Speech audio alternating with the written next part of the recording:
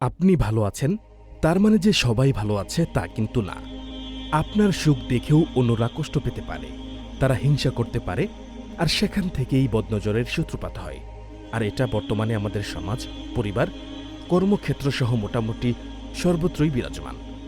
বদনজর এমন একটি বিশেষ প্রভাব যা একজন মানুষ থেকে আরেকজন মানুষের উপর বিস্তার লাভ করতে পারে।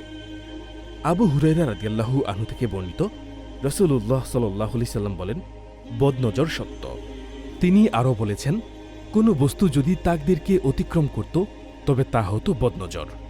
তিনি আরও বলেন, আমার উম্মতের মধ্যে তাকদীরের মৃত্যুর পর সর্বাধিক মৃত্যু হবে বদনজর লাগার ফলে।